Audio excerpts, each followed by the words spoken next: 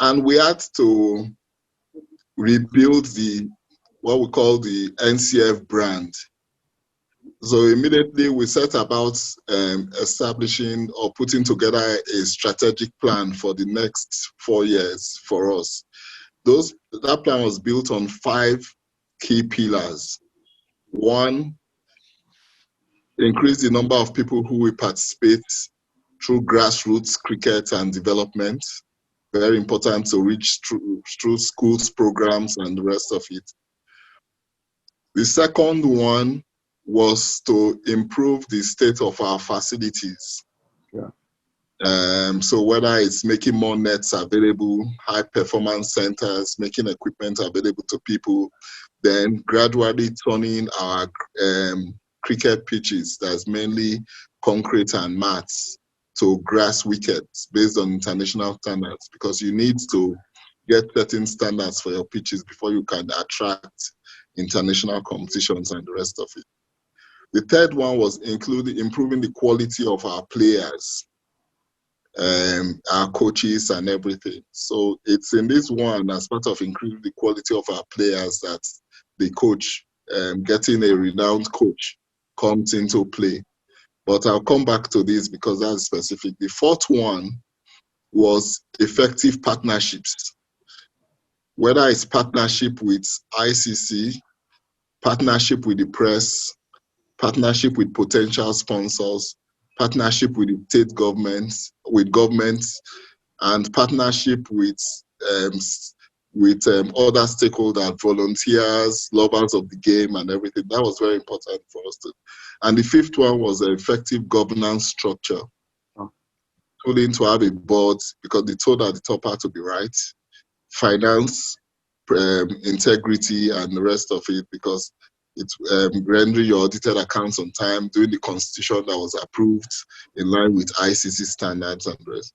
So we spent the first year doing most of all those things. There were specific action points or objectives in respect of these, and we needed to do that. So what happened in the course of those first 2 years was, because of the trust, we immediately built,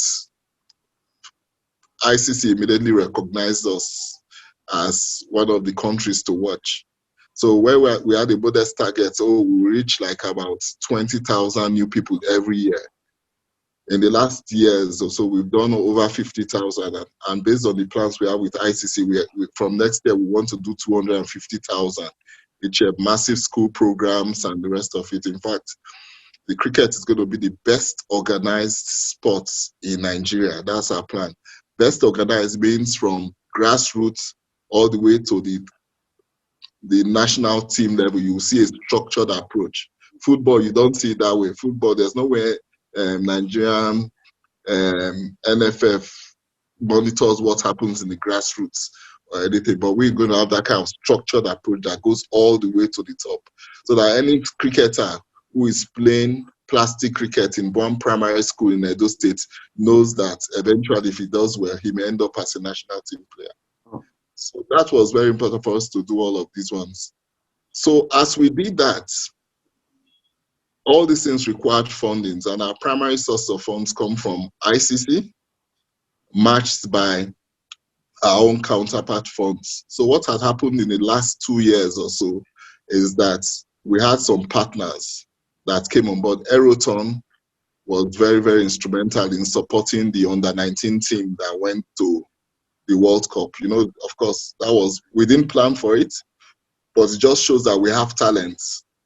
Exposing them just briefly by sending them out for pre-tournament camping in Zimbabwe, Uganda, just expose the talents of this, but that's how they qualified. So that was very important. But as we now went through the whole of last year, our best coaches are level 1, level 2.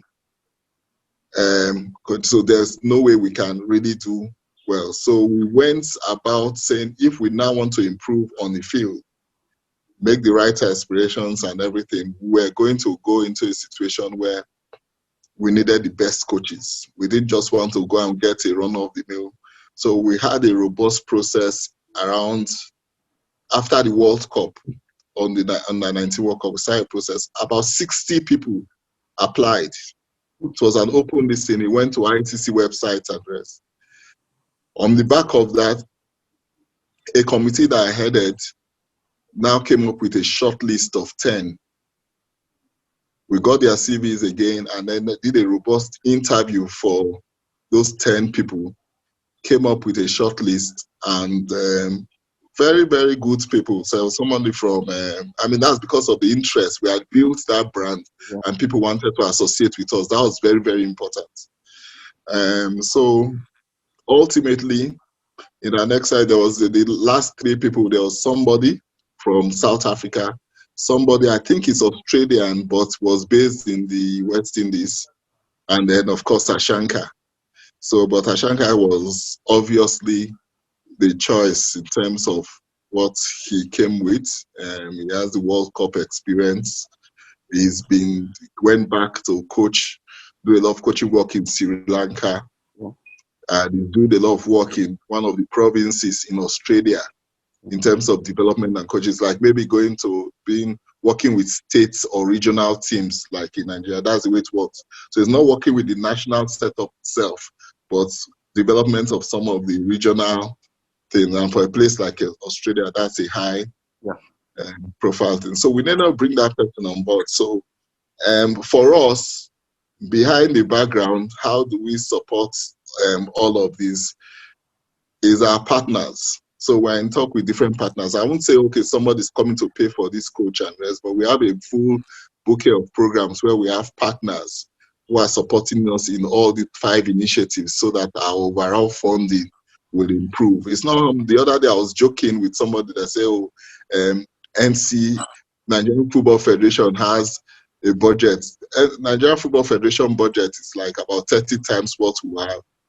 The thing is just for us to focus, get the right partners and rest and go into a sustainable program that will ensure growth for us. So what we are seeing now, I would not talk about the partners who we are likely to have on, but supporting us, as I said, it's not relating to this coach itself, but providing us with support for the national teams, supporting us with the schools programs, and rest. All these things bring funds so that at the end of the day, we are able to, in a position, afford paying for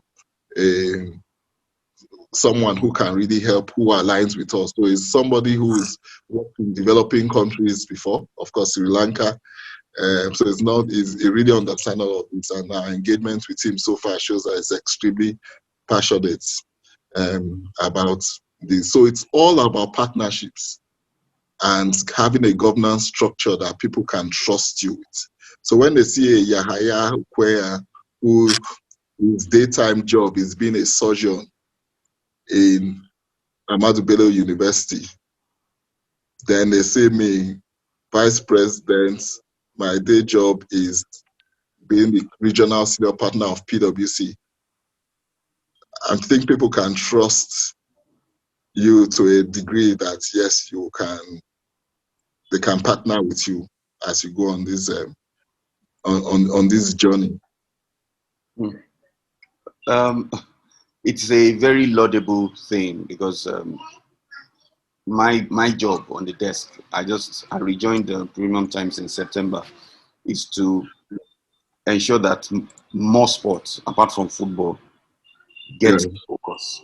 So what we are trying to do, and that's why I called you quickly, is to set up these partnerships. It's not loose partnerships. We want to be involved in everything that the NCF wants to do. We will do our best. We have a big platform, and like this, we can connect. Through that, we can connect you to more partners, and the ICC definitely sees that you are doing bigger work than you had done before, which is why I called for this meeting personally. I heard that story, and I want to ask for that partnership, not anything formal, but to be kept informed concerning whatever is happening in the NCF, so that if it's anything that is newsworthy, you get the news done. Actually, you're right, and it's like in all of this too, we're coming up. We need a communication strategy, and of course, one of the reasons I'm talking to you is I know the brand Premium Times, the reach you have and everything. So there are quite a few things. And as I said, the only reason that I wasn't going to be too specific on this current thing because it's creating a lot of attention, but I can answer any other questions. But obviously, we need brands such as yourselves. I mean, like for instance, I was telling somebody the other day, part of our program may be coming up with regular fixtures in terms of what we're doing and the rest of it, having interview or segments, different things, because obviously we do these days in the new realities. I mean, your platforms that you drive more because I know you drive more, arguably the best online platform, at least recognized for those. The others are using that platform as a secondary means, whereas you are more prominent as the primary means. Yeah. So, so you are the first person I'm talking to in the last 9 months format. Wow. let me put it that way. I always avoid it, but I'm actually maybe your timing was also perfect because tomorrow I would have actually in Rwanda. Going back to Nigeria tomorrow, so I would have been flying that time. Wow. So I have a couple of hours free, and I was thinking cricket. So I said, okay, your timing is perfect. Yeah, all these things add up. But yes, I agree. As I said, the fourth strand of our strategy is all about partnerships and partnership with people who support us. I mean, it can be commercial in outlook. That's the new reality in terms of what it costs you, because at the end of the day, it will help us. If I see you prominent in terms of pushing this out for, oh, we are going to get more sponsors, and they see, because most people first say, oh, how do we support cricket? Oh, what are you people doing? I was talking to somebody the other day. He says, oh, cricket. How many schools play cricket? I said, there are actually more schools that play cricket now than when we were playing cricket those days. Yeah. You talk about all the negative things about sports and all this stuff. All the Pendle states those days, there were only 4 or 5 schools in my time that were playing cricket. Now in Edo State alone, there are like about 25 schools playing cricket. Wow. That's great. So, and those things are so that's why I always want to look at it from a more strategic point of view of what we are doing. So, for instance, at the end of next year, cricket will be the best or most active sports for girls in Nigeria. Wow. So we are working with ICC where there are schools where we're reaching out. That's a subject we should bring out and talk about on its own. So that's what I'm saying. There's a whole lot of things. And when people say this, so I'm talking to this, so I'm taking that bit to some people who just want to sponsor as it relates to that. So it's all about partnerships. Okay. So by FEM, PwC, I'm sure you would have seen some of it. We sponsored the under-19 championships. Yeah, PwC. Yeah, so we do that, and it's not. Because so you see that people have keyed into that because that under-17 championship is deliberate. It's from that program we genuinely pick real under-17. They've gone to schools, we scrutinize them and everything, so that those are the people who will represent us the following year in the under-19 qualifiers. And you see their path. So, for instance, with this new coach, in a couple of weeks, we're going to send, when we unveil him and this, we will send like about 36 players to open camp in Abuja. About 12 of those people are people who came from the under-19 setup. So there's real development. So it's something that is sustainable and the rest of it. So it's not just, somebody wants to come in. So like like I was saying, sir, I said, cricket has always done things well, maybe in small doses. Like I at least I've known that NCF for like 15 years now. They've always done things well under the radar and all that. Things are beginning to build up now. Where I am really going is a real feature interview, maybe you, President or Secretary General, where you actually lay out how you did it. Because a lot of other federations in Nigeria are floundering. And they can say that there is no money or they cannot get partners because you have done it. Yes. and you're not football. Yeah. Yes. Yeah. As I said, at the end of the day, it's setting modest targets because everybody thinks we have a lot of money. But it's just, I mean, across board, it's all about trust and partnerships. For instance, there's a cricket pitch going on in Unilag. Yes, I know the Unilag. And it's not NCF. Wow. It's old students of Unilag just coming Wow. together. Wow. The only link with NCF is because I'm also there. So because when they see you, those partnerships are important. Yes. So until people see that, that's why that is a major strand of our strategy, those partnerships.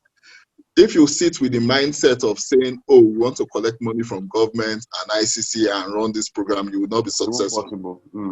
And we needed to also build a brand that people could see so that they can come in. So now there are like 2 or 3 banks we are talking to who would not even have listened to me 3 years ago. Very true. Very true. So fingers crossed, where they see a lot of all these activities, because of course with the new coach there's been a lot of what do you call it? How do you call it when it's a lot of noise or buzz? So they see those things too. So when I go and meet a brand such as those guys who do fellow people, the guy who do Indomie, that I'm reaching 250 new kids every year. How do you want to support? They see that there's no one that does that in an organized fashion. Yeah. So it's setting up a defined target market. Yes. So those people are doing that. So it's all about knowing who to meet and where do you, because they're different. As I said, in those 5 areas, we have specific objectives and how we're running that. So for instance, there are school programs, school competitions taking place. We've employed, from 1st January, we're employing 36, what we call 37 field officers. Wow. Who are going to be supporting this, just coaching. Are these former just players? Yes, you must. So that's the only place where we are biased. We will focus on cricketers. So even if you have a cricketer that is an accountant, then of course we want to work as part of our finance function. So we strengthen our governance arrangements and everything. So that also encourages cricketers to see that there's opportunity afterwards. So there's all of those things. It's just a full cycle. It's well thought out, and getting people to buy in. It's a challenge. It's not as easy as I'm saying it, but once that tone at the top is right, you get the support of ICC. ICC has been really supportive, especially during this period of the lockdown. Almost every other week, we have programs with them. So I'll give an example. The pitches we are making. We're doing. One is ready. It's been ready since in Edo State. The Unilag one is being done. There's the second pitch in Abuja. Then we're doing the TBS over. That's after over like 60 or 70 years. Yeah. We're actually going to put grass there. So there's a consultant that ICC gave us that every Thursday for a period of 2 months was actually working with local teams to look and see how the system we were using, that it was up to international standards. So some of those things, I mean, at the end of the day, what did that cost? It didn't cost us a lot of money. Thank you, sir. Let me not, I already have enough to start now. I said, I want to keep up this relationship. I would try to be in Abuja. I will try to be in Abuja on Tuesday next week. If I cannot, I will make sure that somebody from Premium Times is there to capture everything and have like if we can get a 5 minutes, 10 minutes interview with a new coach, so we can have even words on video and all that. We'll do that, sir. Okay, so I will talk with the communications team. I'll talk with the communications team, and if I get back on time, maybe we'll talk and No if problem, sir. possible, Anytime, anytime, sir. make sure you come so that I will be there too, so that we just clearly see our expectations. But thanks for reaching out, and Yes, we count on your support. yes, you can. You will have it. By God's grace.